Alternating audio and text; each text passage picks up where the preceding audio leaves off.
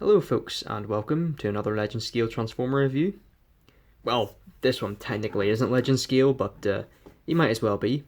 This is Transformers Animated Voyager Class Bulkhead. Yes, Voyager Class. This figure is pretty infamous for being a victim of Hasbro's size class system, in that he was just far too small compared to the other figures in his line. I don't have him out here to show you, but Animated Deluxe Class Bumblebee absolutely dwarfed Bulkhead, despite the fact that Bulkhead is supposed to be one of the biggest characters in the show. Now, we did get a leader class version of him too, which is a lot more appropriate in terms of scale, but that left this one here pretty much obsolete, which is a shame because he's a lot more show accurate. At least he wasn't the only hilariously small Voyager class figure from the same line. Animated Lugnut, who was supposed to be this huge hulking Decepticon brute, also got the same treatment. He didn't even get a leader class figure. We'll have to take a look at him too at some point, but for today, Bulkhead is the star of the show. Now, Bulkhead is mostly done in this kind of army green plastic, with some black pieces and others in this kind of metallic browny tan. Would you call that gold? I don't know. He's not drowning in paint applications, but he has them where he needs them. Got these white stars on the arms, a lot of things outlined in black, including under here. He's got this nice colour detail on his abdomen.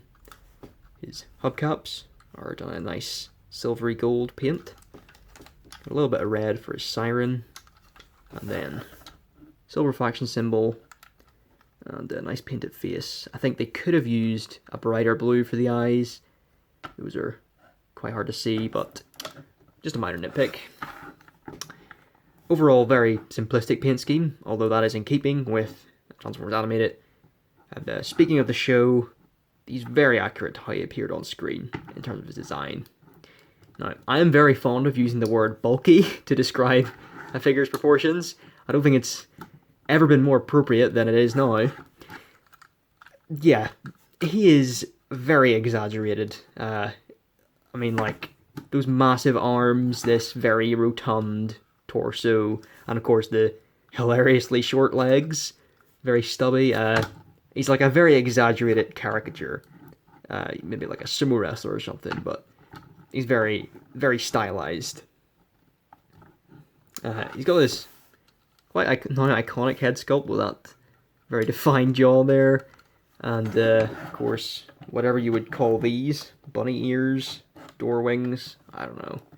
They are a part of his design, so they're not technically kibble. This stuff is, though.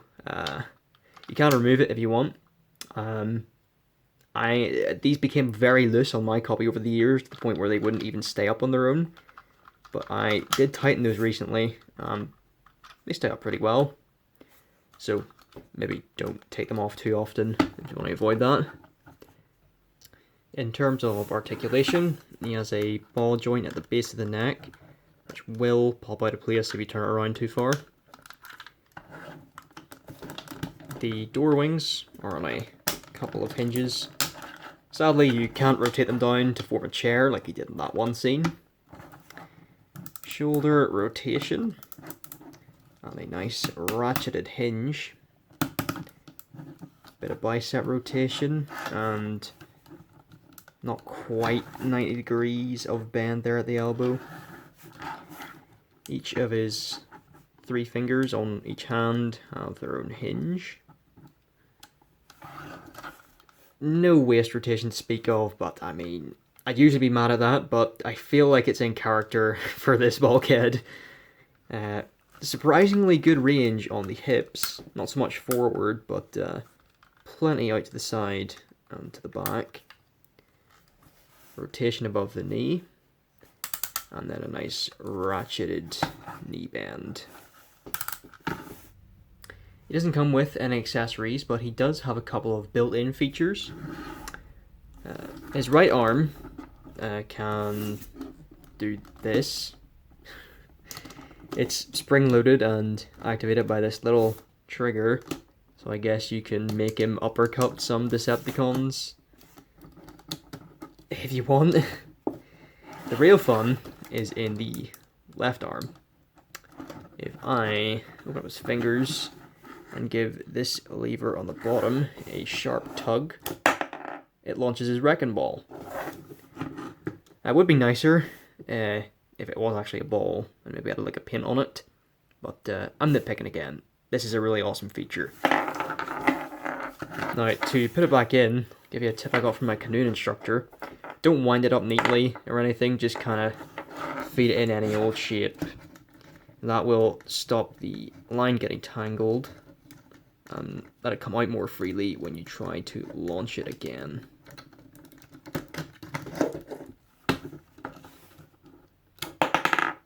Like that. Now for some size comparisons.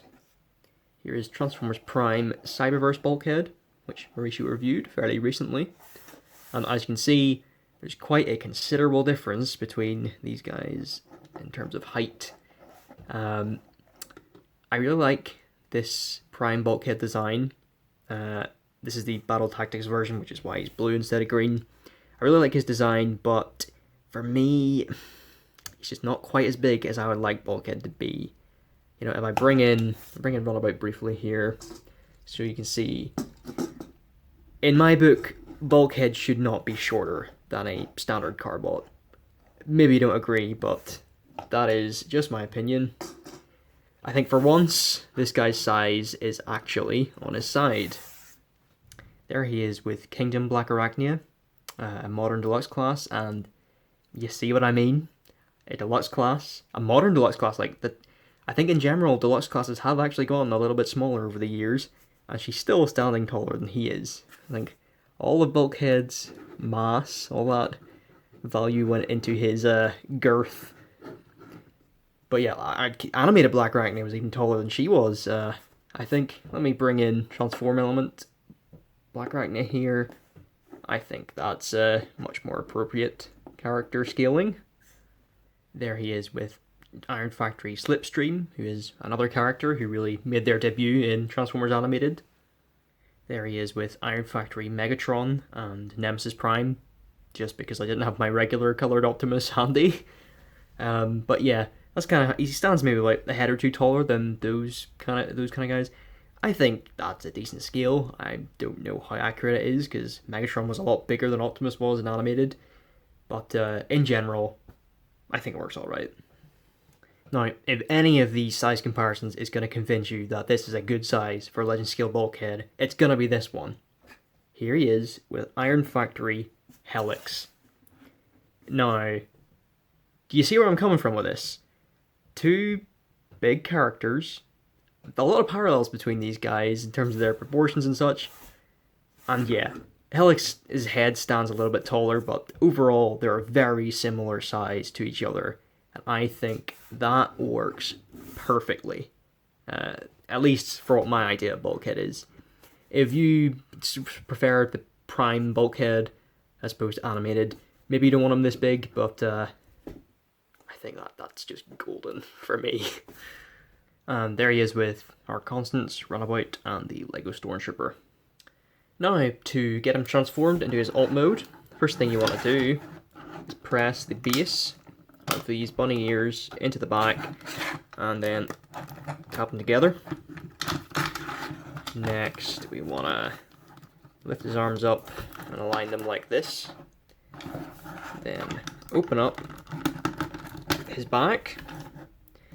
Now, the torso is on an internal set of hinges. You want to slide that forward and down. The head should automatically flip inside the chest, but my copy is very old and worn, so sometimes needs a bit of help in hand. Now you want to unpeg the shoulders. There's a little slot on the underside of the arms. That is going to line up with these little black tabs here.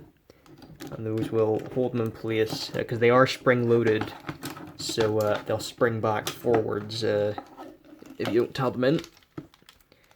So, that done, you know, I want to close up the rear doors, then open up these panels at the side, and bring them to meet in the middle, like so.